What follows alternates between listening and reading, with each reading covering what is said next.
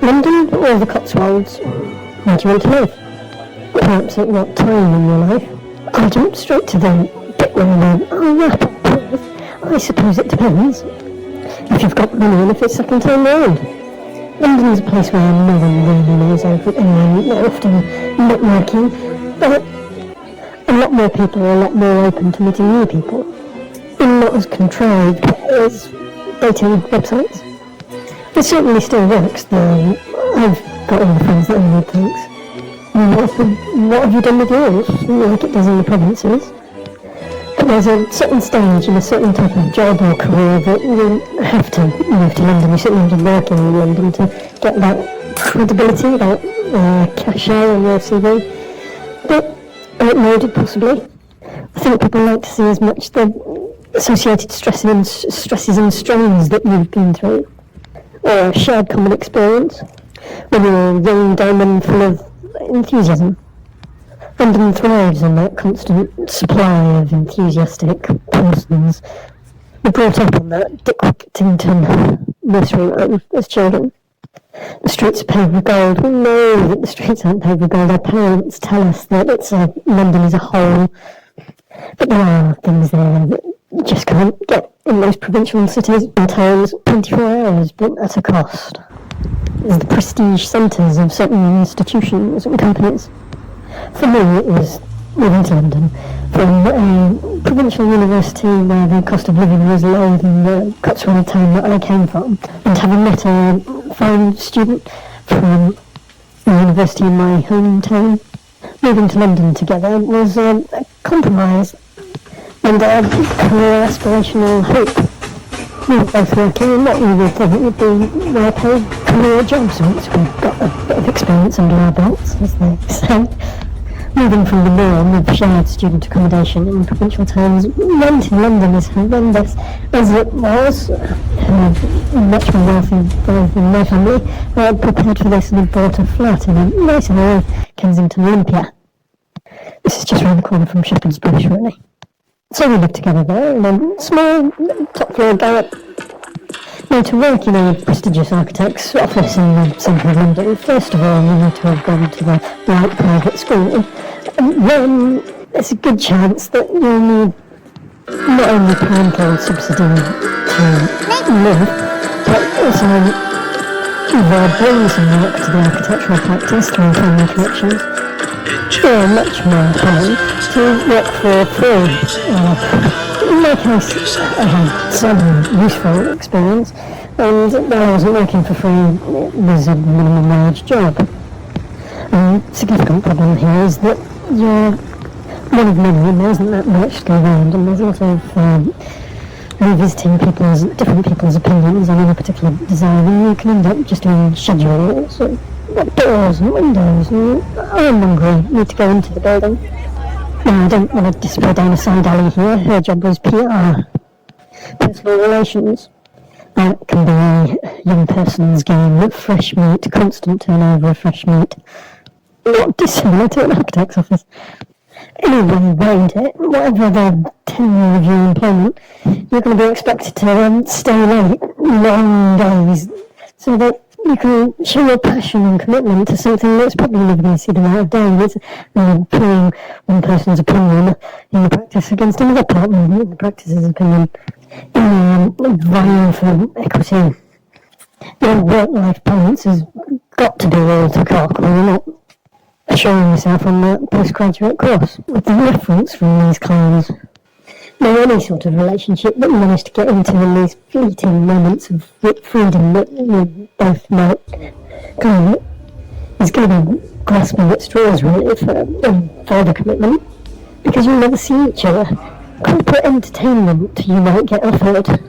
Your employer will get sent tickets for corporate entertainment from suppliers, in architectural sense, materials often. They're hosting free food and alcohol on a boat going down the Thames with a disco on board. That was the best one, but not one as good as that by any stretch of the imagination. And your boss has already seen through the platitudes, and it is just a way of keeping the CAD slaves clinging on the tenuous hope, keeping them placated, and those chocolate fountains with the banners to keep it flowing, just taking the edge off. Really, your best bet is to find a way of getting a job in the young partner's hometown that she came from. Now, if she's actually from London, it's a bit more difficult. In my case, that person ended up marrying a pop star's brother and still affecting her. But don't take my advice. The worst thing some people can do is move back to the hometown. Not like that in escape. You've got to gauge it yourself. I'm not a full formula. But don't catch up with some other people that you now have moved to London from your hometown and fall into that little clique. Tensions will arise between old and new friends. I'll compare and not contrast my experience with a couple of friends from their university undergraduate course, who also made the move unbeknownst to me. And now I can hear you say, friends, define that for us. What is friends? Oh, you know, we all go to the coffee shop together after work. No, it doesn't mean living out of each other's brother or sister's pockets. It's reminding me of how that firm that you work for that's so cool, they let us wear t-shirts and stuff. It's a bit like working for Apple because we're like hot desking and we're even sharing an office with other firms. They're paying you less than if you wear a shirt and tie and jacket and suit set up. You get paid more if you wear that uniform. You can still go for the after-work drinks, and you are investing a big part of your income on those same people that you get to interact with all day. You should have an agenda now. If it's a mixed office, if they put thought into that with male and female and other, you're also likely to be paid less. Now, I saw my friend Graham. I'd set him up with a girl friend that seemed to like me, but I wasn't interested that way. She was very interesting. You would think it was his first girlfriend. They were both smitten. But we started to ask a natural act sort of her. He was from the big arty city of Bristol and certainly from a much more wealthy and connected family than me. Connected just in an architectural sense because his dad used to work for Alps, the name for artistic structural engineering. His main interest seemed to be the little triangular wraps of dexes that he kept in his flipped metal pencil case. I think it was a sort of reciprocating. He took me off to Barcelona. No, took me off. We went off to Barcelona to visit his sister that was teaching English as a foreign language. So I hadn't anticipated his sister would be anything like as, well, wonderful as she was. I suppose the indicators were all there that she was actually embezzling one of her students. Not financially, only in the sense of romancing when they would have been like a vulnerable person if she was the teacher, even of consenting age. But she was quite a fruit fly of a lot of gay men that used to frequent the gay bars of the South in Madrid. So she was sucking up to this muscle and getting nowhere. But dancing in tables was good fun. I've never really seen Graham letting his crop three hair down quite so much as he did. He even took his glasses off so he'd look his best. I thought he would have been better off going for that Harry Potter look, you know. And he's the twink. A revolting concept. Fruit Fly Sisters initiation party, shall we say. For YouTube's algorithm benefit and avoidance of censorship. Turned out to be a one-night only affair. But her bedclothes looked thoroughly rocked up in the morning. Back home in an affordable movie city in England, I lived with Graham and a chap called Scott, who was also my architectural and cultural superior. His dad before him had been an architect, and my dad was a hairdresser. An artistic trade, nonetheless. And a man that does ladies' hairdressing is a flamboyant, expressive individual by nature. That sort of housing was encouraged as a way of establishing a school of thought sort of thing. 24-hour architectural version of eat, sleep, rave, repeat. We would have soirees. A digression. Graham moved to London and he got used by notable practice with all uninspiring but necessary parts of the work. He decided he'd set up on his own and teased a few of those clients that he had met away from that big firm and charged them much less. In this buoyant economy that he did quite well. But it was a lonely business setting up on your own, and he wanted a colleague to work with, so he advertised. Agencies sent him trench after trench of applicants that he thought he could get on with sometimes at interview, but were pretty rubbish, and others that were great, but God, no, he just didn't fancy him. A young, hyperactive Portuguese guy came his way before Brexit. He was very enthusiastic. He really loved architecture, discussing it at tactile, tangible levels of detail. He loved poking around with little models. And being that Graham had recognised that it was very important to have the cachet of a central London office, that sort of shared workspace with other companies that he works out of, they just popped down to the pubs and bars and restaurants of London. So, after work, and disappear after their own respective homes afterwards, but the Portuguese guy would always be hinting that he wants to move up to something better, wants to get more involved in the practice. This very camp Portuguese man was seducing poor Graham. He's loads of fun, Graham says to Mark as he rubbernecked his girlfriend, as they were going into the old bar just as they were coming out. But Graham couldn't really support the lifestyle. With the downturn in the economy, he had to first just maintain a PO box and then just be satisfied with a commuter belt address.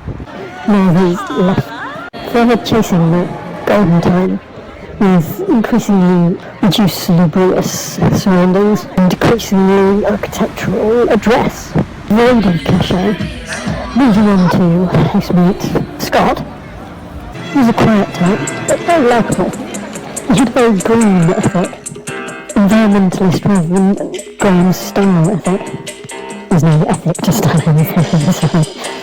In the early days of LinkedIn, you could put your CV up and do your networking, but you had to pay to alter it at any later date, so you had the absolute truth of what you thought was important at the time.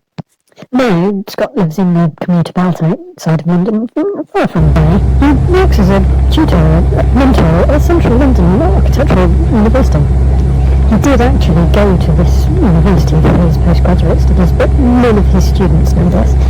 He did a few courses at the very prestigious, very expensive Bartlett. So he angles it that his postgraduate diploma was from the Bartlett School of Art. I used to look up to him because of his contextual design approach and his way of integrating sustainable technologies into a super-insulated envelope that brought inside and outside space together with the use of different planes above to the side and below. Just a series of prints sometimes, but also expandable pod design from a very well-known manufacturer that would have been well off having a share in each and every one produced. His approachable and engaging and empathy-based interaction with his students keeps him popular for over a number of years. Obviously, he worked in architectural practice for a few years before teaching, but it was in his early years that he met who was to become his wife as a student of his at the time. I can't really condone, obviously she's 18 plus, but it's a position of control, isn't it? Obviously his environmental ethics don't extend quite so far as personal. Well, I would just feel the same. They're happy together with children, but who am I to say? When I inquire with agencies mainly about architectural work, the agent has, before now, been, when meeting me and in person, nothing recordable. They have been very clear that people are often looking to employ someone that they, in due course of time, anticipate that they might be able to have a romantic relationship with. When you're self-employed, there's always the hope of something just over the horizon. You will pay huge rents in London, even for a hot seat, in the hope of what's around the next bend. Will keep people on because even though it's not strictly economically viable, you can feed into that busy. You know things are heading into the realms of the law of diminishing returns, but this is your image, this is who you are to all the world that you know. London is like a vampire. It sucks in gay and kind of sexual persons from all around the world, risking their life for the chance of the big one. After they ditch that life jacket and get off that raft, they're going to find someone to love them in between their cleaning jobs, and they'll do everything it takes, and they'll have their children do everything it takes. The soulless vampire that is a London employer cares nothing for the implications of their short-term choices. Their selection of contractors that gave rise to the legitimate concerns of Brexit voters. They're themselves just upping sticks and shifting off to the Cotswolds their second home when it comes to news that London will be closing down with COVID. My London experience, well, I got sat next to, in the same building that an architectural agency that got me the work. I was put in the ranks, sat next to the boss's Polish girlfriend who was very ugly, and the huge amounts of makeup really didn't help at all. As soon as she opened her mouth, you could somehow tell that she'd slept her way through architectural university in Poland, and was doing all it takes by night here. I was given the task of teaching this rather hopeless, venomous woman, and I'm sorry, I've got my own work to do, didn't really cut it. She just have people who do work for her if she could. But who's interested in being taught? It's just patronising, isn't it? So you just go along to your boyfriend and he gets rid of the patronising one. As it turns out, the very next day out of the blue, an agency from Bristol phoned me up an hour's travel time of the centre of the Cotswolds, Birmingham, Oxford, Bristol. Between those three, for how many years? 5 or 10 years. I was able to get £25 an hour for 12-hour days, rather than being intimidated into staying over because it's a career choice after 5, often until 9, and it'd be an all-nighter if we really need it, wouldn't it? And competing with every new influx from anywhere for whatever the hourly rate I could get would be. Of course, the influx from anywhere else did spread westwards, but London is where people want to immigrate to. That's where I can offer the best lifestyle choices in the world, apart from New York, possibly.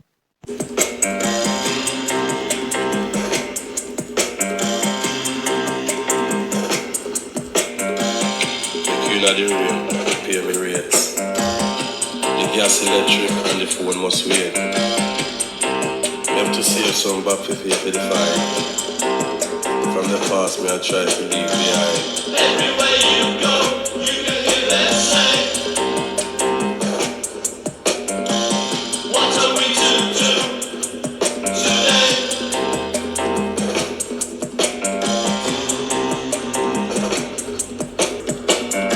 My passport run out this afternoon. Everywhere you go, you can hear that sign. What are we to do today? Lord have mercy.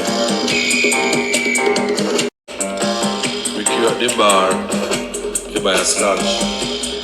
We get a tap on me back, so I wanna buy a watch. But me have no need for a second hand, cause time with no man. Everywhere you go, you can hear them say. What are we to do today? Walking less than an hour when living and working in London was my thing, but the alternative really is living a long way out, commuting, sitting on a train for an hour. You like to get out of the city at a weekend, and Canterbury is a very pleasant, adorable historic town to visit from the metropolis that is best just visited. We've explained, mainly because of competition, that outgoings can be much higher and income can be significantly lower in London than the rest of the country. In part because of your vocation.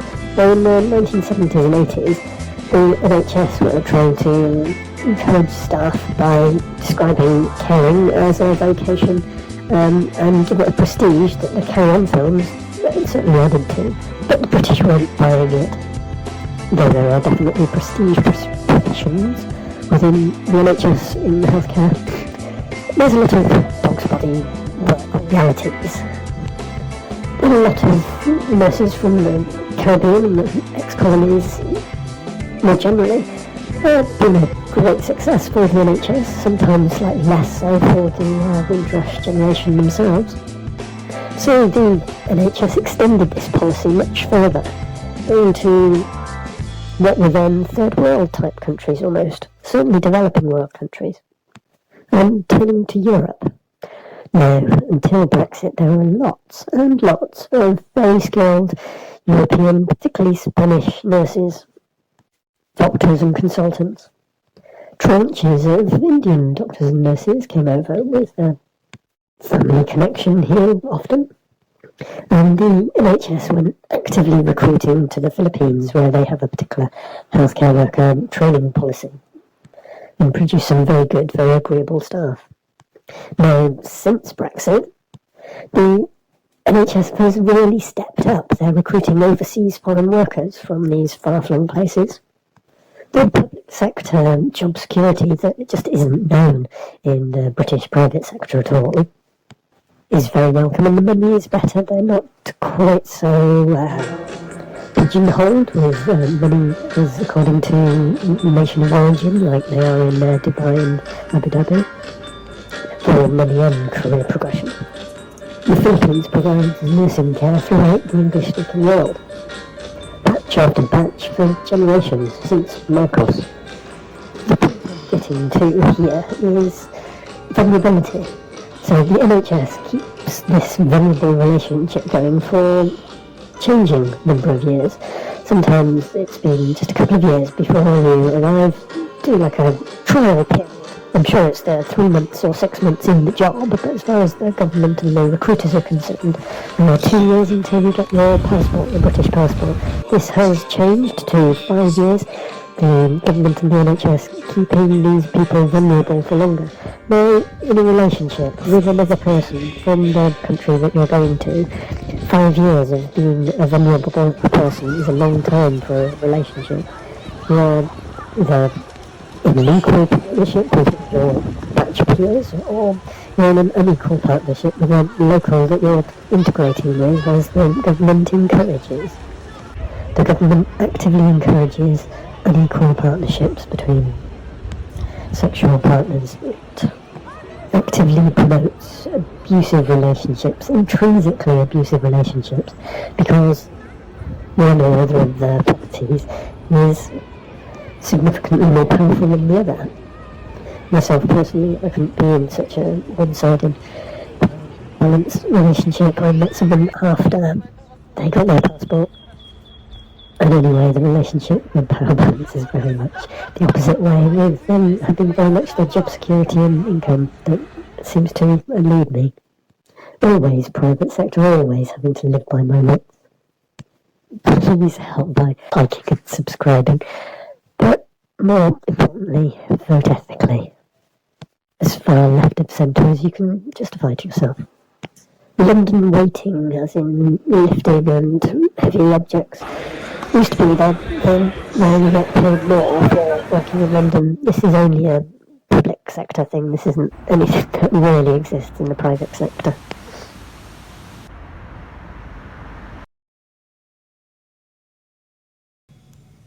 And the changes all tend to be something to do, but you have to believe they're all done for you.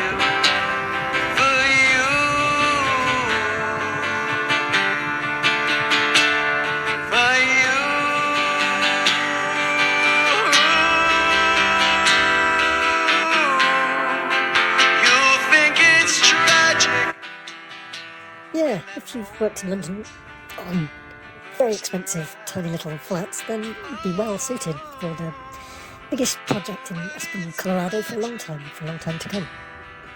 Offered a job when I went out, having never skied or snowboarded before, but very good surfer. He says because he could ride down the wave, turn up to the crest and back down again. Went out to visit a landscaper, then I met while I was in Copenhagen. Architecture Open Design School on an Erasmus programme. They'll surely be threatened for British people now. the job as an architect for the biggest, by far, architectural firm in Aspen, Colorado, for ex-New York architect who was married, his wife, horse rider, wealthier than him. The Texan business manager, I think I managed to upset somewhere down the line. I don't know if it was the almost communist politics that I read, or the Texan was responsible for sending off my work permit. He dragged his heels. I was popular with the clients, and I used to get sent off to deliver anything if it was just down the road. The office in town. I think they might have been the sales crew, but they were presented to me as the client's representatives. A male gay couple who were very overbearing in the predatory and throwaway way, but I managed to navigate that. I was shocked though, on 1 week's holiday, 1 week sick, and then you've got to figure out your own 401k retirement thing, but you get a month's public holidays, like a special day for Bastille Day or something in Europe. You don't get quite so many public holidays in Britain, but everywhere gets a month of holiday, so you work 11 months of the year. America, 1 week's holiday, 1 week sick, and most of that 1 week you have to take for Christmas. It's like compulsory, Thanksgiving and Christmas. So calling in sick is always going to be frowned on, though they sort of indulge a bit of hypocrisy. And when you are at work, you're sort of intimidated into working longer hours. I managed to negotiate so that I was paid for the hours that I worked. The concept of time and a half or double time just doesn't exist. So I already had a return flight. My work permit hadn't come through, and I just thought, Christmas time, I don't want to be around. I want to go back. I have plenty of exposure to the whole of the rest of the season. I'd enjoyed the 4th of July motorbike parade. I'd seen the cruising of the stars on their Harley Davidsons. Eric Clapton, who used to live just down the road, had a great place to live where I could hear the river, which mistakenly I sort of boasted to a colleague about, and he ended up moving in as a housemate. Oh, I regret that. Going out for drinks was always expensive because you have to tip. So I just stayed British. The architect's firm was a plumber. I handed the business over to his daughter, and she was sort of messing it up, whereas I was getting it right. We'd been on a few days.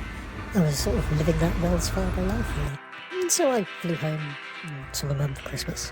I flew back again into America and was waiting in the queue, passport control line, and some sniffer dogs was around my legs. It was the first I knew about it. And then it's obviously people talking about it. So it was window next to the hospital. Because we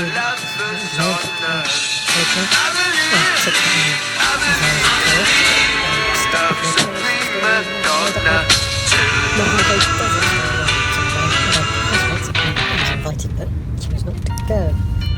Just seemed like desert to me. I wasn't really invested, but for all the world, that's what it felt like. I had to wait with this. I was definitely playing bad cop. It was mean as anything.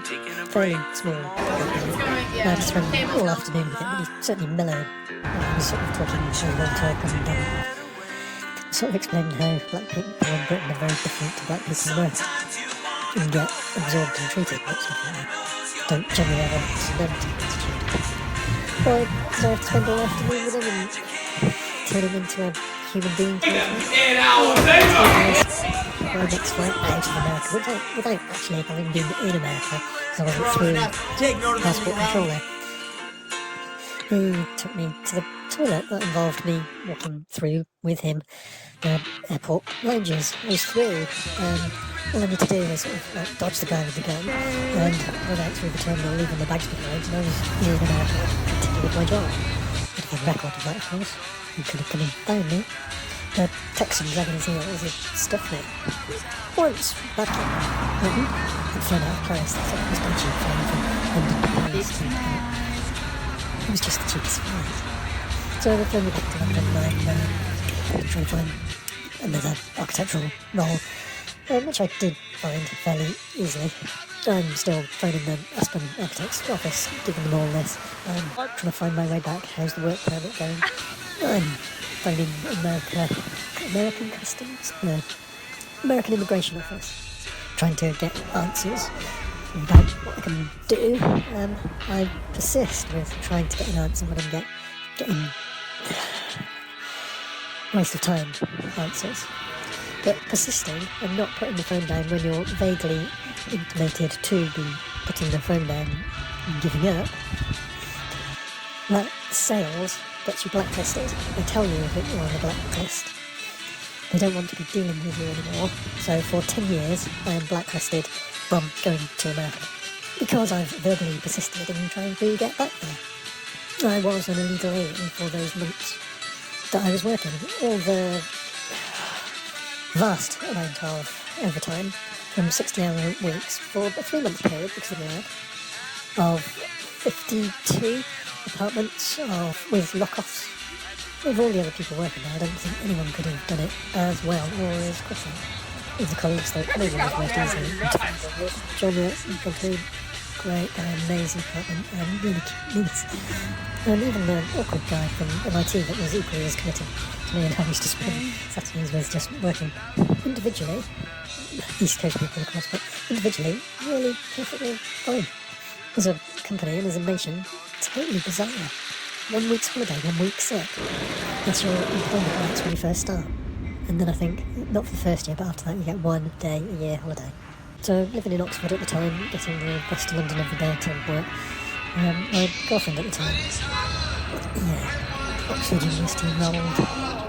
She considered that my venom from the whole situation was in some spiritual way the cause of 9/11. So it's over 10 years on from then now, and I could go on this New York, Boston, New England trip, theoretically, if I don't manage to get myself blacklisted again by saying something wrong on an application form like, have you ever been blacklisted from coming to America? You don't raise the issue, you don't tip yes to that, do you? But that blacklist me again, wouldn't it? So, then we'd be going on the road anyway, probably. Meeting up with friends, the Friends Cafe, and Von Traps were the highlights, apparently.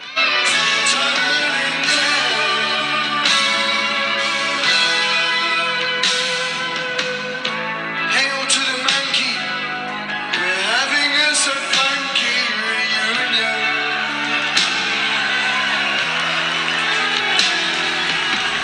Wasted and sunk, he can only have Sunday communion.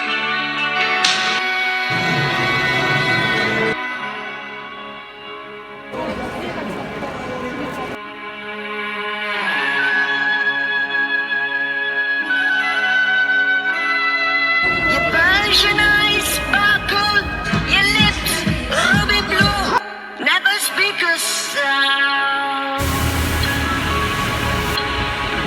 And you are so gay, with Parisian demands, you can run around. Your view of society screws up my mind like you'll never know.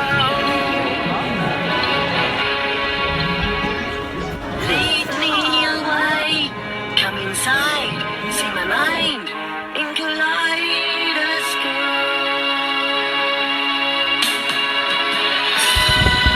Somebody show me Sebastian.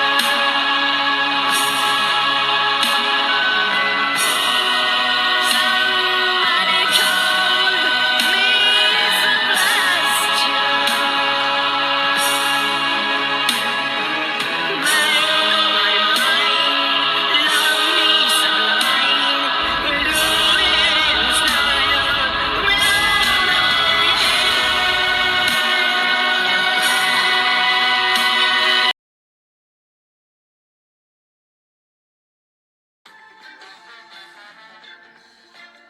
Anyone can arrive into London at Victoria Coach Station, very affordable. You're 100 metres from historic and famous Chelsea. Victoria, from the Victorian age perhaps to confuse you so Chelsea isn't overrun. It's a little bit further through this very expensive part of town to get to King's Road, but not very much. King's Road, famous in the 1960s and 70s, is a fashion place. Mary Quant invented the miniskirt, and, or did she? The Victorian Albert Museum nearby would be able to put you straight. Vivienne Westwood and Malcolm McLaren. established the punk look popularised by the Sex Pistols, but way before the Rolling Stones in the 60s, 100 years before. And there's a Tate exhibition of the Rossettis at the moment. John Ruskin's Stones of Venice, I read cover to cover at architecture school.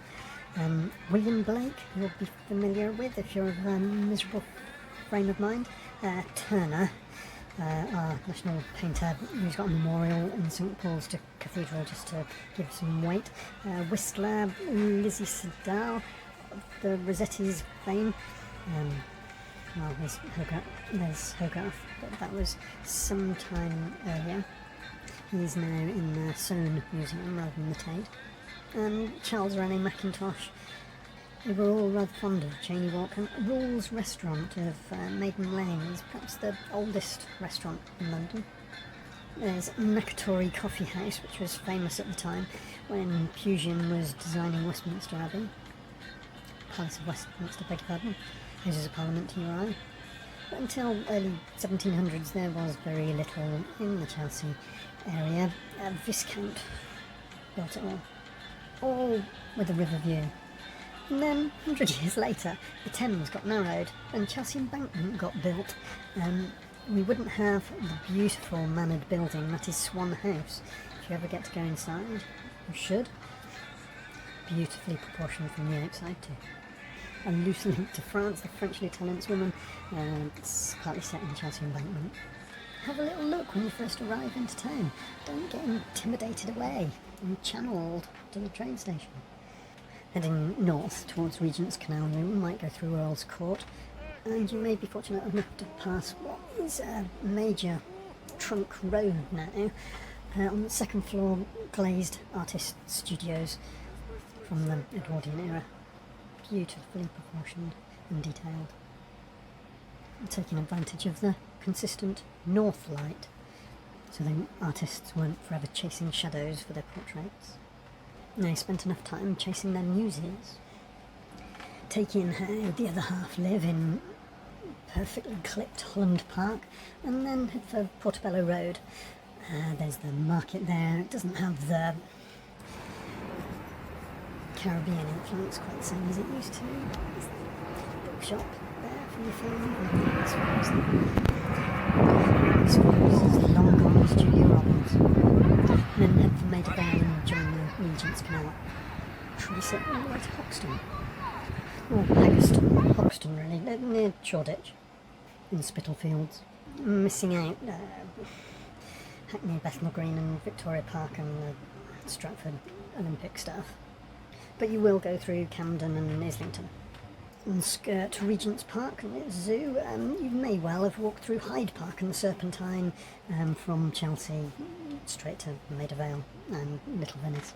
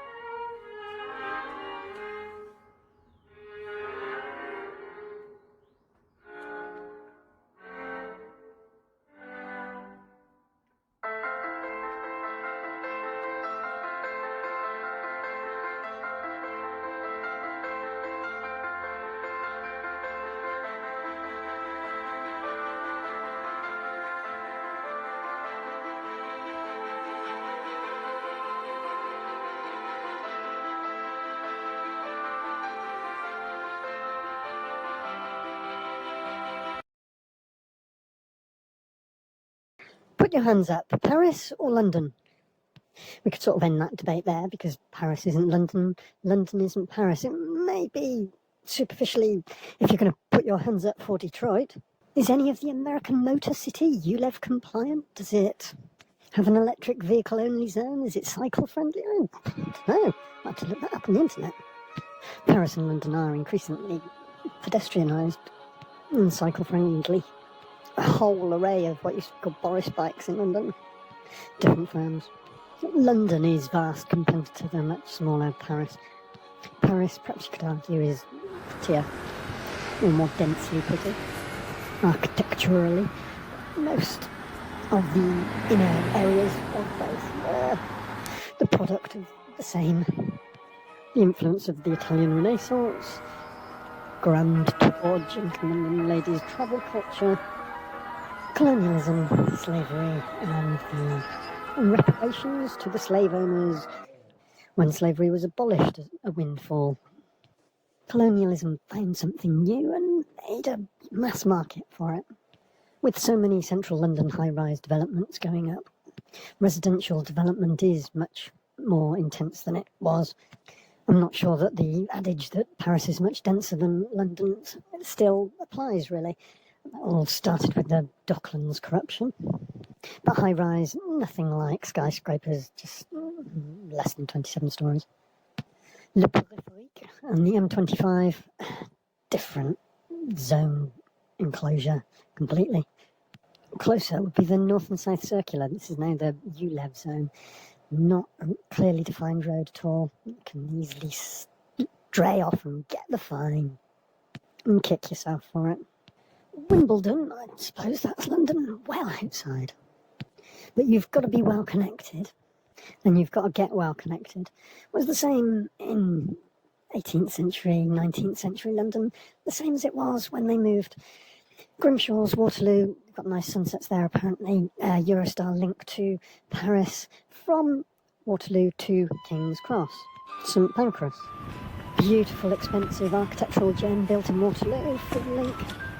Urban regeneration necessarily there. Through London digging, refine the tools, and very necessary urban regeneration in the King's Cross area. A horrible part of London, it always had been. But there's a certain spirituality to it. Queen Boadicea, our first freedom fighter against the Roman oppressors. Boudica, at a fording place across the River Fleet, a tributary to the Thames. She met her end in a battle and got buried with full honours at a druidic stone and yew tree nearby. Now, this was 2,000 years ago, give or take 500 years. We march on through the Middle Ages, the Plague, where women often benefited and inherited.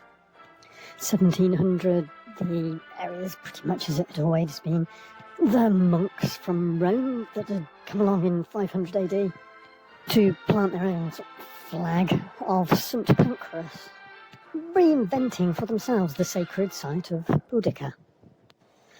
St Pancras, he who holds everything. This was a 14-year-old boy that converted to Christianity and was killed by Diocletian because he wouldn't convert. Why Diocletian was so determined to convert this 14-year-old boy, I'm not too sure. The monks carried bits of the dead 14-year-old boy to London and founded a little abbey, and the little abbey's still there, and it's the oldest church in the area. Now, at the time, and forever since, there have been poor 14-year-old boys around that area, and girls. Always a little bit of a backwater. It was walking distance from Highgate, Hampstead, Kentish Town. Commuting towns, villages really, even in the 18th century, the 1700s. Like the fordable rivers of the Iceni people's age, and the age of the patron saint of Children's Church established. People used to walk through this countryside area from their villages to London in a very fanned out way, not necessarily sticking to single roads. Then they were safer, they could see trouble coming a little bit more. They had their own trusted routes that they could take, because it was troublesome. Country inns in this green belt had quite South Bank reputations. And then you got slum areas, favela-type areas. A good place for a smallpox hospital or a fever hospital. Dirty industries like the Imperial Gas, Light and Coke Company opened, polluting paint manufacturing, refuse sorting, with those children of the area scrabbling over the tips, probably completely aware of the church, the patron saint of children nearby. An early act of regeneration, King George IV, what was happening in 1830 elsewhere in the world in America. Lots of people running around murdering each other and native peoples. Well, it was quite Wild West around King's Cross area still. The statue of King George was put up to try and improve the area. It was taken down a very few years later because it was just ridiculous. It was making the monarchy look seedy. Until the 1980s, it was prostitution, cheap prostitution and drugs, pilfering, theft and unorganised crime. The site of the first underground railway in the world, Euston Road Metropolitan Railway, cut and cover technique. The first tube trains were steam trains. Now I'll take a moment to take you back to the burial site of Queen of the Iceni, Boadicea's resting place. Rumour has it, and this has fed into our internationally renowned Harry Potter story. While the books more or less describe Euston Station, it is under platform 9 that Queen Boadicea of the Iceni, Boudica, is buried. Platform 9 of King's Cross.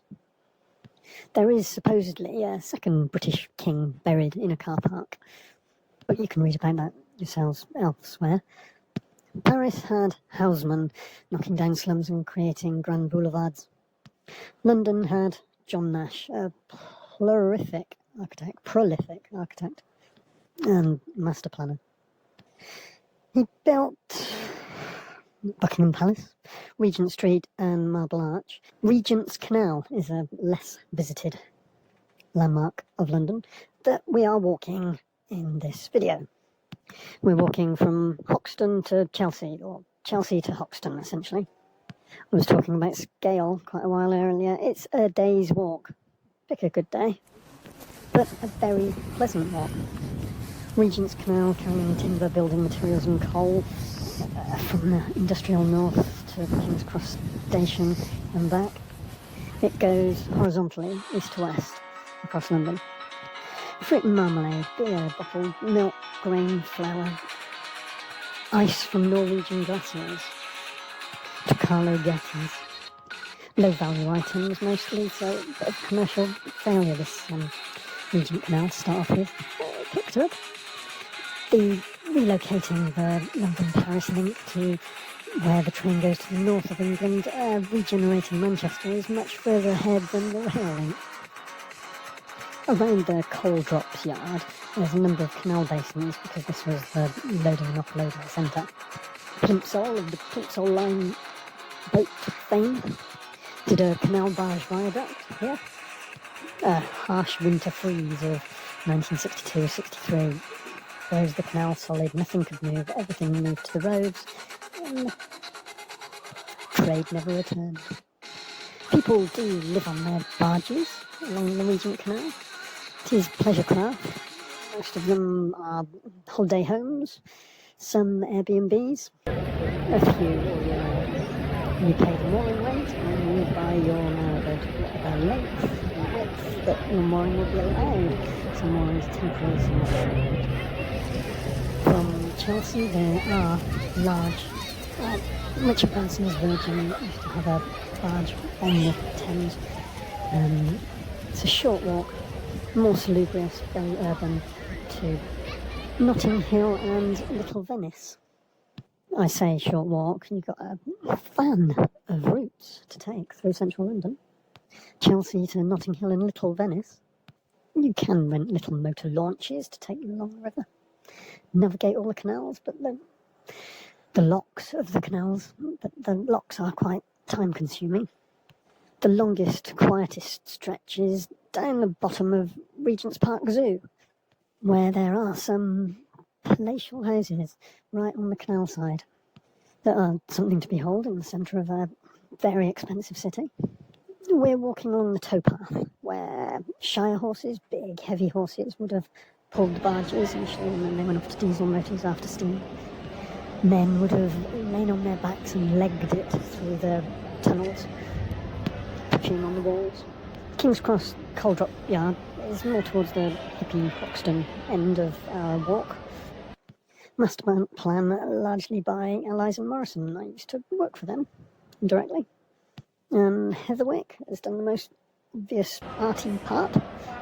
Samsung are the magnet draw for the footfall. At the Samsung store, not quite the same draw as Apple in Covent Garden, but you get the opportunity to sit in one of those Formula One racing cars and be thrown around doing any circuit you choose in the world. For free. This might seem like a bit of a leap now, but I'm going to go to hedge monkeys and soap dodgers, hippie traveller communities out in Bath and West Country Wessex. Free parties out in a field in Oxfordshire. Early rave culture. Where the drugs come from, I really don't know, but that was what it was all about, really. But for the first time, for a huge number of people, it was something more than chasing girls. Getting hit back, something was guaranteed. But the sense of community was too subversive for the establishment's parents. And these free parties, mostly, in the middle of nowhere, you get connected and all meet in a motorway service station or something and then off to the venue, kept secret until the last minute. And budding small festivals got outlawed on safety grounds. I myself fell off a first floor podium up with the dancers, flat on the back, lots of fuss made over me, nothing more, a bit bruised, but spinal and brain injuries were never real. Fairly distracted with enjoying myself, just plain sober, feeding off everyone else's enthusiasm, whistles on the Vicks Vapor Rub, and plenty of hydration.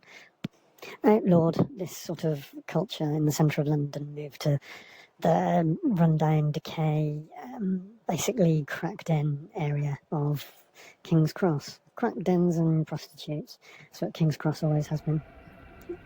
So these parties organised in the coal yards, basements, a real sausage fest, mainly blokes going, alcohol not really needed, licensing not such a problem, the steam coming off so many bodies in an enclosed space, hitting the ceiling and dripping down, laced with coal and coke soot, a slick tar that stained your clothes as you were out clubbing, dancing the night away. If you didn't get robbed on the way in, you'd probably get robbed in the morning on the way out, if you hadn't been robbed by the bouncers while you're there. Girling groups, really, would be the thing. So women did start to go, and it became quite famous for its dingy decrepitness, its dereliction, its cracked down atmosphere. All the stars wanted to visit and perform there. But by then, of course, it's missed its real moment, and it's all been cleaned up and the walls painted. But no real investment at all. These blokes would go on a Sunday then at about 12 o'clock to the church, which a load of Australians had organised. A few strippers to encourage local girls to bear themselves for a baying crowd, huge hall. Agents provocateurs, pretending we're just like you and we've never been up here before either. But once the pay-in starts to grow and the bouncers start to get a bit beyond themselves, it's time to leave the scene. Get back to the hedge monkeys and soap dodgers travelling community. Quite distinct from gypsies, not allowed to stay on designated gypsy sites. The council will tip you off. Swiss Cottage I used to work. I used to be able to walk over Primrose Hill to Regent's Park, Camden, where I worked in an architect's office. An hour's fast walk, but that would have been the same life that people would have known in Hampstead, Highgate, Kentish Town. Slightly further and slightly less reward, but it's very pleasant walking through London to work if you can afford the central rents. Shepherd's Bush, Kensington Arena, and Notting Hill.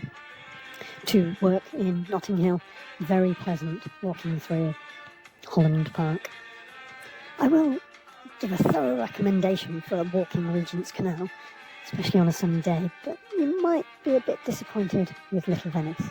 There's not a lot in the way of entertainment or food as such. You have to take a little bit of a detour, unless you're going when Notting Hill Carnival is on, of course.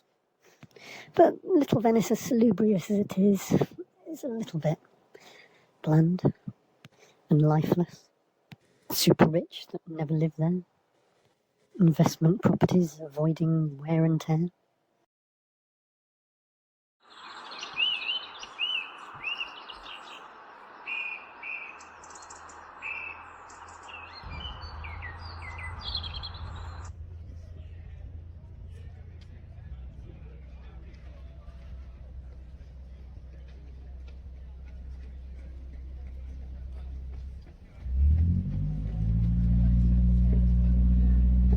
You've got to get well connected.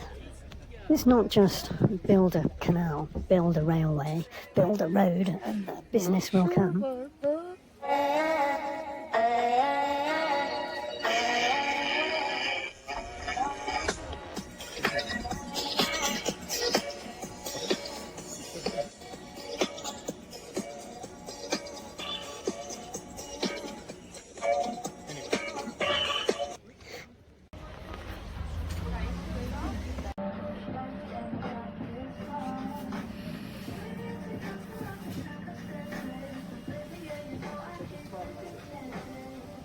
You've got to get well connected. You've got to be organised.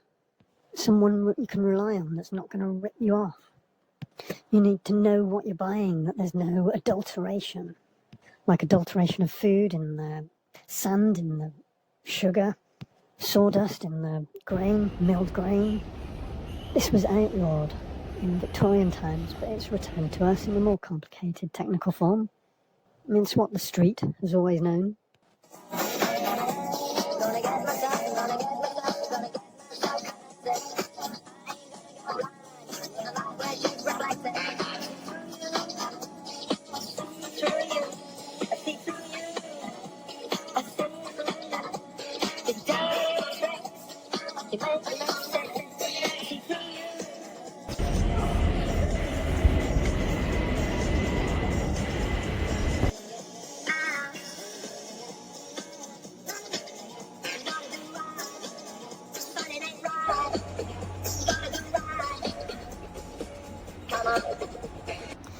Like and subscribe. Go to the Patreon version so you don't have to hear the adverts.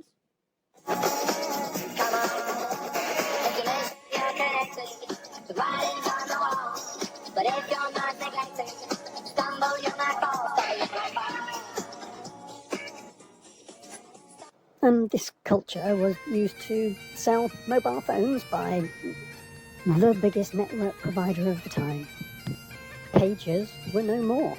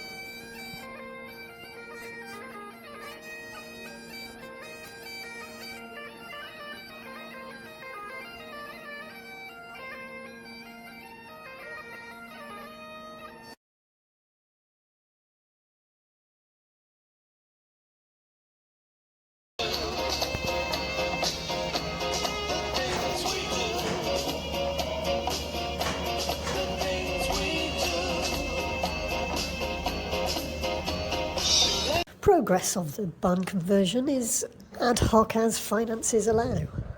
Scrounging materials stretches resources. Living costs are minimal but increasing with little luxuries. Brexit means I have to have a bank account. A bank account you have to pay for in France. It also means in order to have the carte de séjour I have to pay some sort of property taxes. Healthcare, that's another one. Healthcare you part pay for. You have to have insurance.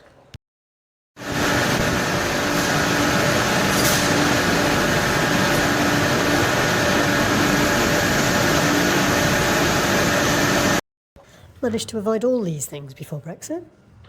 But the things we do, the jobs we have done, the temporary agency work to get the funds in, to get back to where you feel you belong.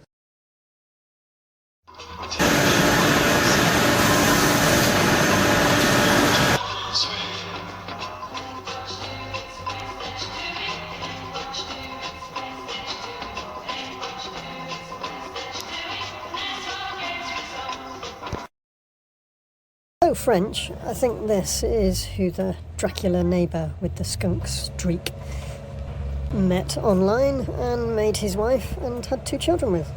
She gave him his children. He got 2 children out of the relationship. But he must have realised the chance that it wouldn't last with the princess type. And our hearts can't bleed for him too much. He's a feeder, like a gambler, and he made his princess his victim too often.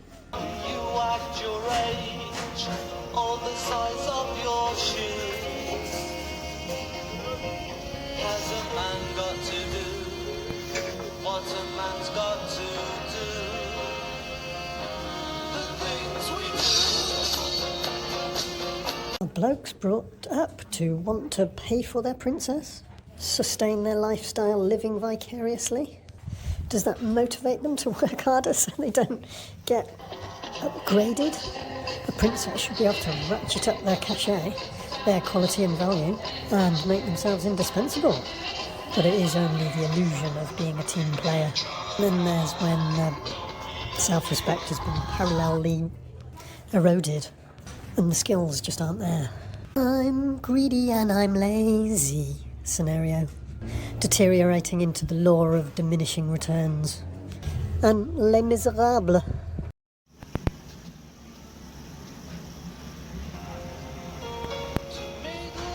A different workplace.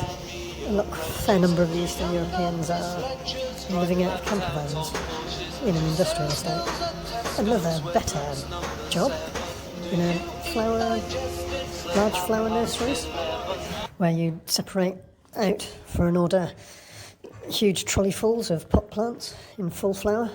The employers set up a load of mobile homes where they all live field, roadside, next to all the polytunnels. Another living the dream job is another factory, monitor and record, don't sleep type job. A buxom Polish woman who's studying to be a doctor in Ukraine because you can get in and it's more affordable. She's on holiday in Britain where she used to live to make some money so that she can afford the cost of living in Ukraine, where she's got an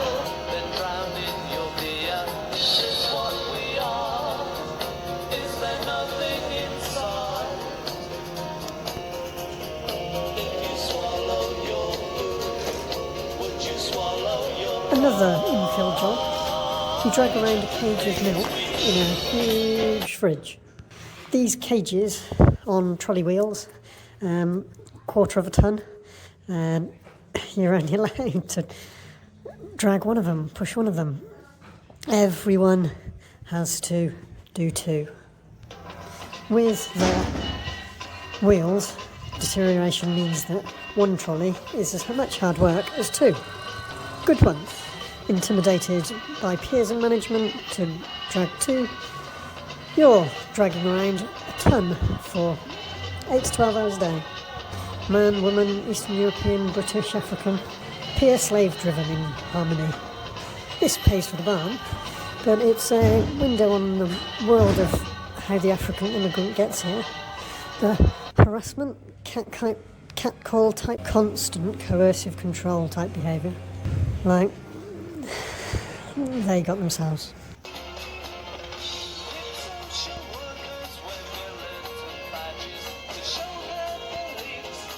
living the dream or living in a dream type jobs.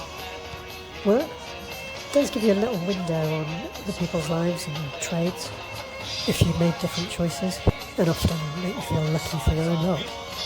Your own lot, what you've got.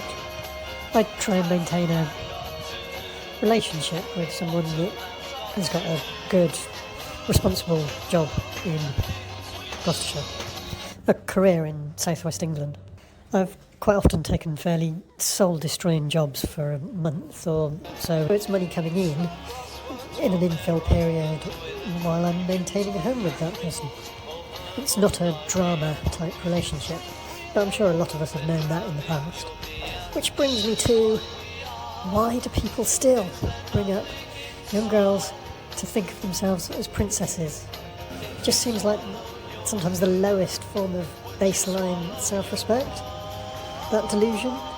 But that delusion can get you through a lot in olden days thinking and olden days relationships, which hopefully are declining.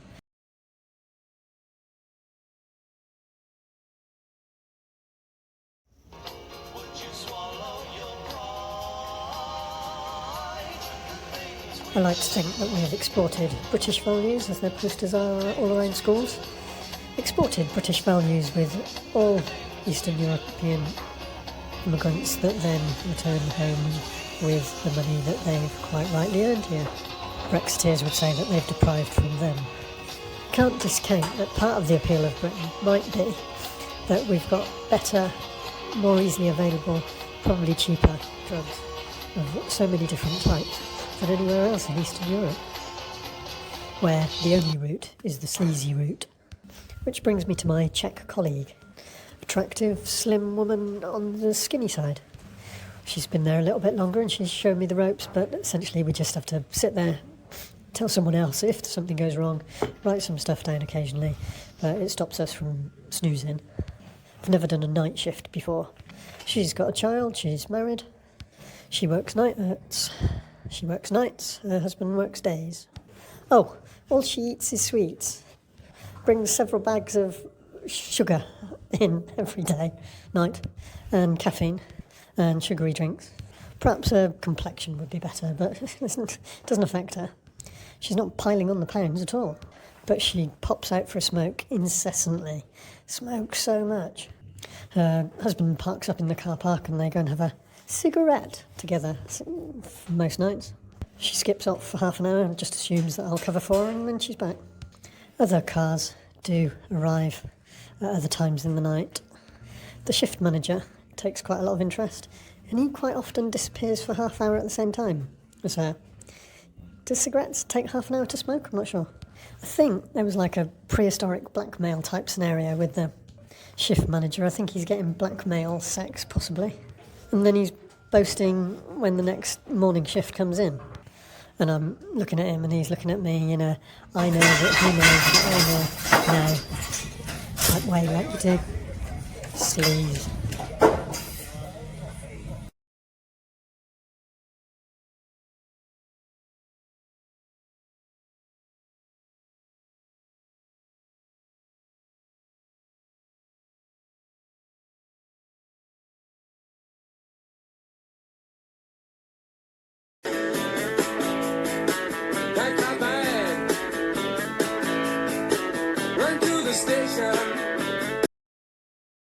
A little like the fairy tale of the Isle of Dogs that's really only lasted 20 years.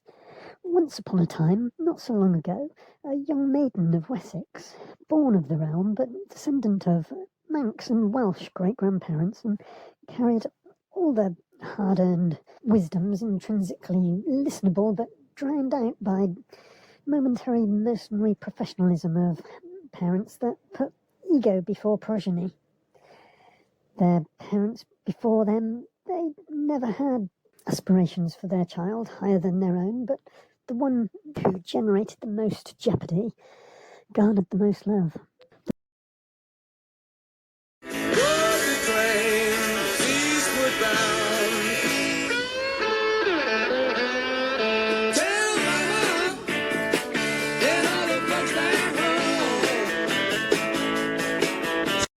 The maiden, with the guidance of riddles, For years had skillfully navigated Mum intent on being hotter than me, like the TV show, and unnecessarily ruthless, that her sister had been less able to escape, taking her succour from the female surfers of Bali. The maiden stood in the St. Ives platform waiting room with her dog and boarded. She had reflected while on the train to London to meet her fun and adventurous auntie. But if ever there was a girl and a pet that looked alike, it was this pair, though the weight of one twice the other. Brexit had rapidly splintered the kingdom infinitesimally. Further, 3 ID checks were required on the VFT, a very fast train that had been needed as a white elephant of public works project when Brexit dismantled health and safety regulations and manual handling to the max became the norm. She was met by her uncle, who had come in from Savoy, a Savoy, Paris or some such. They made their way to the Shard, the tallest tower of the metropolis, higher than Tintagel. Auntie's magic was stronger than Merlin's. An unassuming entrance alongside the glass shard palace that splinters up the top leads to a time warp, adds to oak, tight spiral stair, and rope climb to her apothecary hospital herb garret that was pushing pinnacles of science and enlightenment 200 and 300 years with each story. Herbs plus. She perused her potions, wondering if a female dog might burn her at the stake. Knowing she'd be needing it, Auntie flooded her with information that she'd accrued over many, many years, with no introduction nor conclusion. The loft and his ancient beams had been home to many medicines over centuries, and it seeped into the wood, the grain, and it was giving back. The giving had made Auntie a little hypoglycemic, and food, fun, and food and getting full of muscles was the order for the rest of the day. Stepping onto the threshold at ground level, she was propositioned for work, a glamorous promotional project for a retail store. A PR and social media marketing scout or troll had been lurking under the bridge between the two worlds. They wanted the sizable blonde dread dog to be blown up as a larger-than-life-size nationwide shop window display.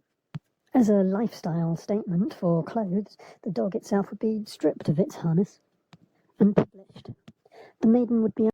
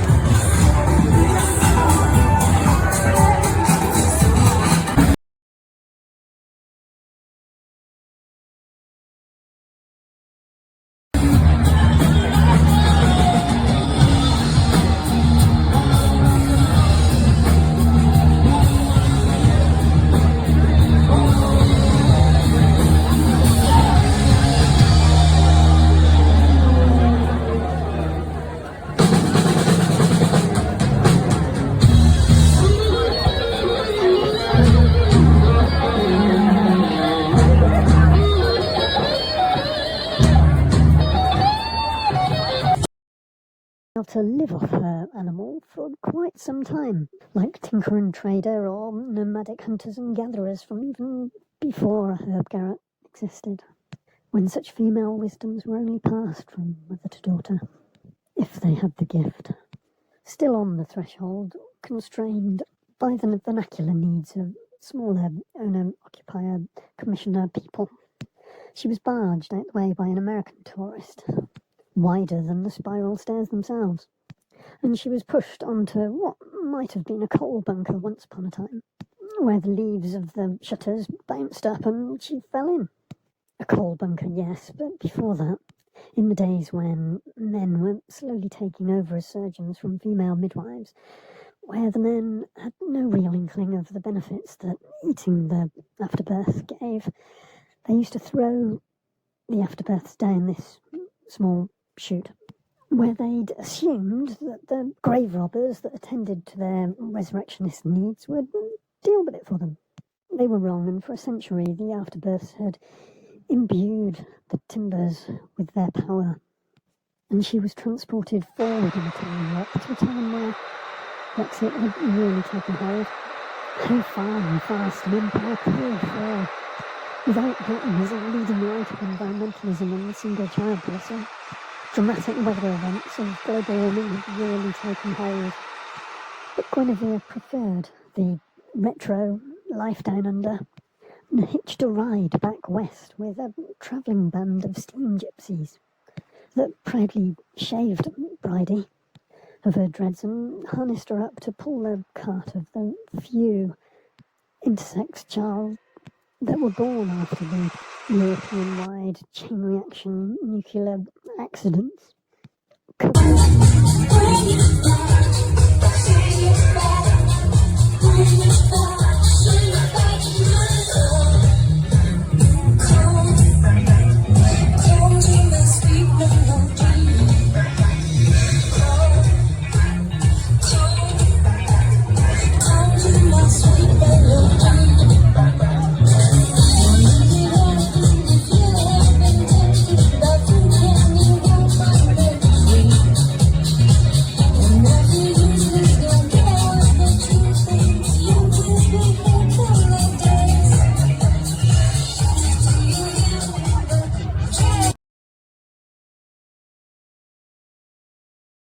As a byproduct of conflict. As the new unofficial Queen of Wessex, she mitigated the decline, and Glastonbury was to rise again as the premier kingdom of Britain, with Wiltshire as its druidic capital.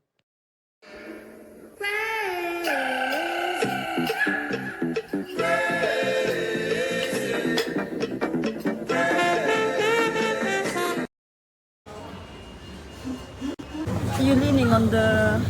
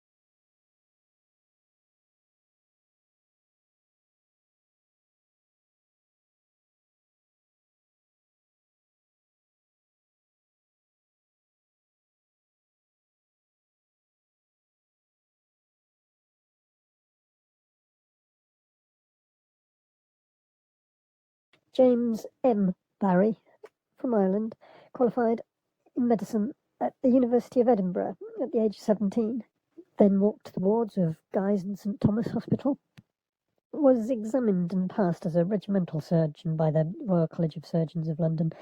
This was the beginning of a long career that took half a century, that took him around the globe, and that was to culminate in the rank of Inspector General of Hospitals in the British Army. James M. Barry was one of the most influential medical officers of the 1800s, revolutionising ideas about hygiene, nutrition and surgery.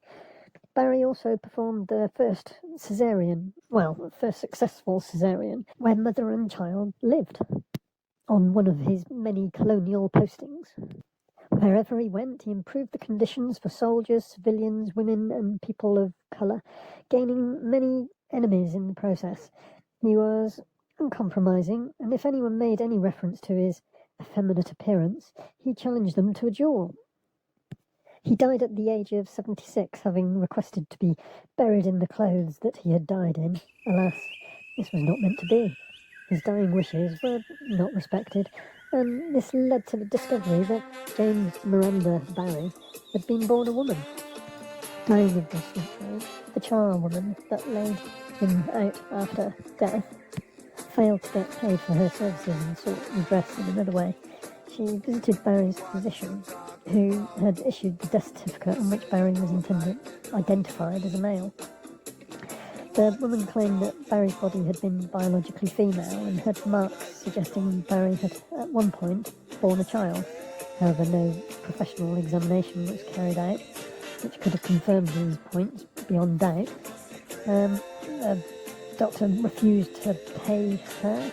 She took the story to the press and the situation became public. It was discussed in an exchange of letters which survived. The charwoman mocked the doctor. "I don't want to be attended to by you, if you can't tell the difference." But the doctor considered it none of his business as to whether Barry was male or female. He thought it was likely that he might be neither, imperfectly developed man, to quote. The charwoman of the boarding house said she'd examined the body and that it was a perfect female, and that the stretch marks were of her having had a child when very young, as she had herself the first of her 9 children. The woman had become acquainted with a great secret and wished to be paid for keeping it. But all Dr. Barry's relatives were dead, and that was no secret of the doctor's, and that my own impression was that Dr. Barry was a hermaphrodite. Whether Dr. Barry was male, female, or hermaphrodite, I don't know. Nor do I have any purpose in making the discovery, as I could positively swear to the identity of the body as being that of a person whom I had been acquainted with for many years, and had never questioned, said the doctor that issued the death certificate. After the matter was made public, some people claimed to have known it all along, although many who had known Barry expressed surprise or even disbelief. The British Army, seeking to suppress the story, sealed Barry's service records for the next 100 years, and likely dealt with John, the Jamaican manservant, putting out a story that he was back in the Caribbean. The uncle, a famous painter of the time, never let on. Miranda had had a difficult or poor life early on. She wrote a letter to her older brother, chiding her for abandoning his legal studies for the military. 19-year-old Barry wrote, "Was I not a girl, I would be a soldier." Miranda's mother, in all her complaints to her brother about her child's precarious future, never once raises the question of marriage, even though a good match was then quite vital to a woman's financial security. It suggested that this could mean Mrs. Buckley was aware of some defect in her daughter that made marriage an impossibility, to quote. Miranda Barry's interest in medicine was probably encouraged by the liberal-minded friends of the painter uncle, and just before travelling to Edinburgh to enrol as a medical student, Barry assumed a male identity. Barry's short stature, slight build, unbroken voice, delicate features and smooth skin led others to suspect that Miranda Barry was not a man, but a prepubescent boy. This identity was maintained through surgical training and recruitment into the British Army, which at officer rank level did not then require a medical examination. During Barry's first posting abroad to Cape Town in South Africa, Barry became a close friend of the governor, Lord Charles Somerset, and his family. It has been suggested that Lord Charles discovered Barry's secret and the relationship was more than a friendship. Their closeness led to rumours and ultimately to accusation, briefly appearing on a bridge post graffiti in Cape Town, saying that they had detected Lord Charles buggering Dr. Barry, which led to a court trial and investigation, as homosexuality was at that time strictly illegal. Despite these allegations, if Somerset was aware of Barry's sex, he did not reveal it. Many years later, when Lord Charles was much older and then living back in England, Miranda Barry took the huge risk of going absent without leave from her military medical duties to go and comfort him on his deathbed. Obviously a strong bond and trust between the two of them. Despite efforts to appear masculine, witness reports comment on Barry's effeminacy, and on a somewhat contradictory reputation. Barry had a reputation for being tactless, impatient, argumentative, opinionated, but was also considered to have a good bedside manner and famous professional skill. Barry's temper and bravado led to a famous pistol duel with a member of the Light Dragoons. Barry's aim was better, the bullet striking the opponent's military cap and dissipated its force. During the Crimea War, Miranda Barry got into an argument with Florence Nightingale, of all people, who later wrote, "I have never had such a blackguard ratting in all my life, I who have had more than any woman. From this Barry, sitting on her horse while I was crossing the hospital square with only my cap on in the sun, presumably in full dress and something to do with modesty, she kept me standing in the midst of quite a crowd of soldiers, commissariat servants, camp followers, every one of whom behaved like a gentleman during the scolding I received, while she, Miranda Barry, behaved like a brute. After she was dead, I was told he was a woman. I should say she was the most hardened creature I ever met." Barry would never allow anyone into the room while undressing, and repeated a standing instruction that in the event of his death, strict precautions should be adopted to prevent any examination of his person, and that the body should be buried in the bedsheets without further inspection. At the time, it was more appropriate to say that Miranda Barry was hermaphrodite or intersex rather than female, and may have ambiguous genitalia. These suppositions are based on the premise that concealment of one's sex for 40 years in the British Army is simply unbelievable. However, vanishingly slim evidence. Those who did know while she was alive certainly weren't telling. But why would someone being intersex be such a problem for so many people? Some theorists have voiced the opinion that intersex theory is an attempt to undermine that someone born female could have achieved as much as Miranda Barry did. Dr. Barry couldn't have been a woman, for women and medicine were contradictory terms. It was still too much to imagine that any female could perform as brilliantly as Dr. Barry had done. She dealt with a cholera epidemic in addition to the caesarean, fought for better medical practice, better food, sanitation and proper medical care for prisoners and lepers, as well as soldiers and their families, was vegetarian and teetotal, and named her poodle and her black manservant Psyche. Likely a heroine rather than a hero, in a time when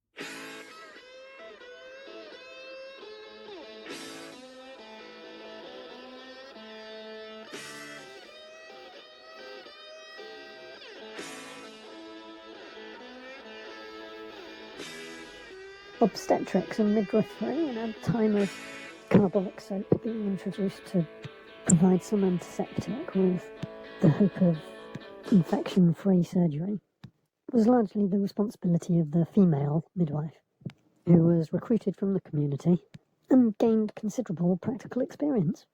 In the 1600s, there was a 7-year apprenticeship.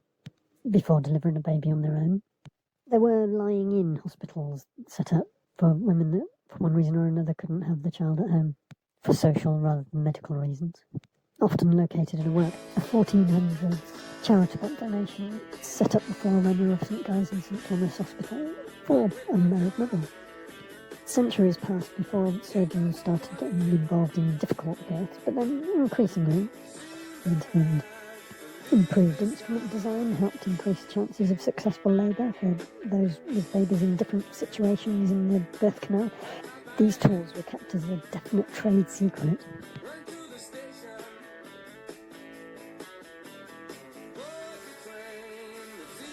For male midwives only for 100 years. A wriggler in the womb, born with its umbilical cord wrapped around its neck and blue in colour, was unlikely to survive.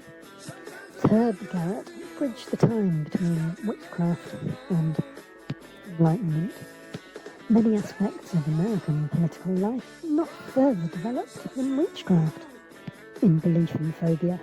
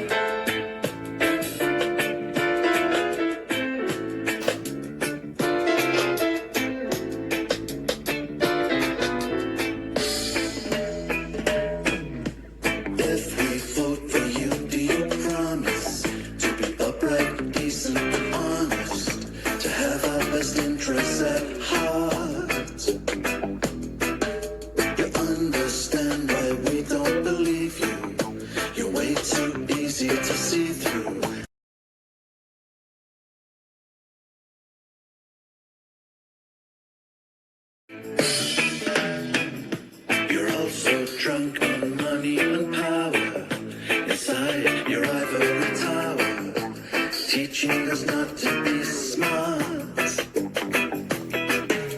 making laws that serve to protect you, but we will never forget that you tore our families apart.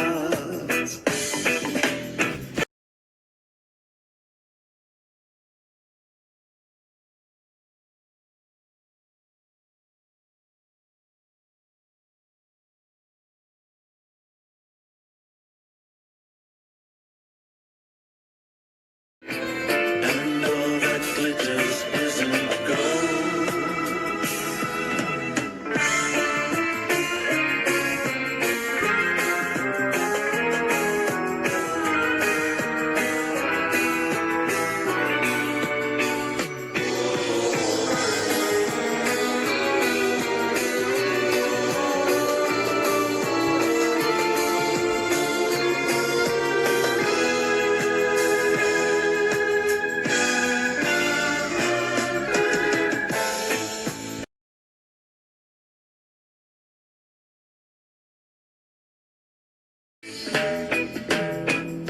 So if we vote for you, do you promise to be upright, decent, and honest, and take away all of the... On emerging from the ancient oak spiral under the shard, At street level, you need to address that London Docklands, Canary Wharf, can no longer bank on the financial sector and faces an uncertain future. It's there apparent from the soulless to the smaller and central.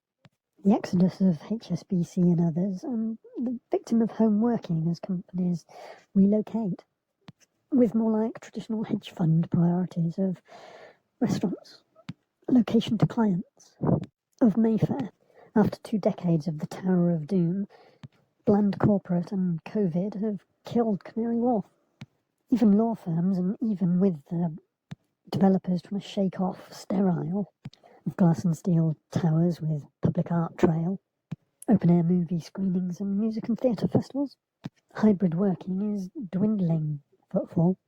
But will post-Brexit planning permission cave in and allow these corporations to regenerate the central city of London around St Paul's into that sterile Canary Wharf environment, aka the Isle of Dogs, that's now courting technology and media companies and charities, life sciences hubs? But in a supposed 24-hour city, 7:30 PM, it's a ghost town. That underground mall with no outdoor space. Magnet stores and businesses are what developer needs to get on board to get things moving in the first place. When they start leaving, rents have got to adjust rapidly and drastically. But there's an inertia, will they? New underground lines built haven't broken even, and there'll be implication ripples across the whole of the East End of London. Can Qatar provide the set-up costs that gangster money provided? When there's no certainty that Britain's financial sector can survive Brexit in the bulk that it requires. Mass financial management, just not squirreling away into offshore havens. The colonial-built stone office bank of your high street that's now a coffee shop. Similarly, the enormous statement offices just aren't required anymore when you're looking to cut 40% of your global property costs. Suggests asset sales rather than throwing good money after badly deprecating. So 2 pooey stalls for the developers, rapid take-up of hybrid working, and slow regeneration, reinvention. It's rare that a developer is an enlightened client. So read the Metro newspaper while travelling underground and overground, but not wombling free across different parts of East London. Of very disparate character. I'll save you the exaltations of Borough Market that you can get elsewhere.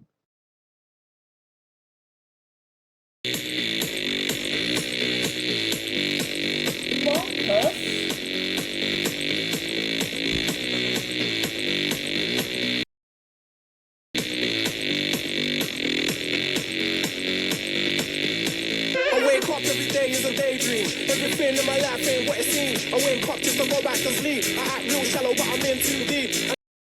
The afterbirths had imbued the timbers with their power, and she was transported forward in a time warp to a time where Brexit had really taken hold. How far and fast an empire could fall without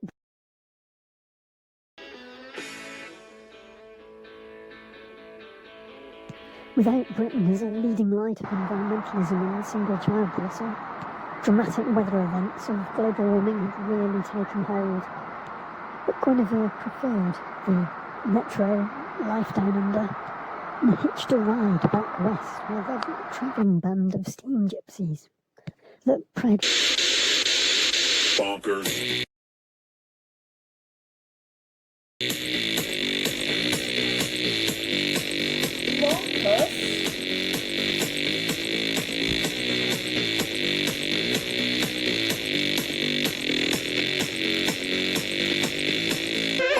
Every day is a daydream. Everything in my life ain't what it seems. I wake up just to go back to sleep. I act real shallow, but I'm in too deep. And all I care about is sex and violence. And every baseline is my kind of silence. Everybody says that I gotta get a grip, but I let sanity give me the slip. Bonkers.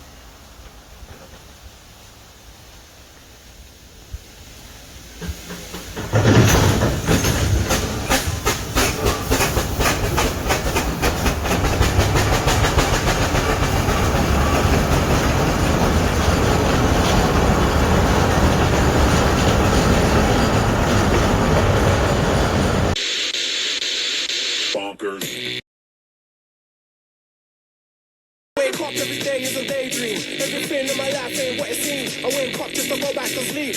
He shaved Bridie of her dreads and harnessed her up to pull the cart of the few insect charles that were born after the European-wide chain reaction nuclear accidents, covered up as instigated as a byproduct of conflict. As the new unofficial Queen of Wessex, she mitigated the decline, and Glastonbury was to rise again as the premier kingdom of Britain, with Wiltshire as its druidic capital.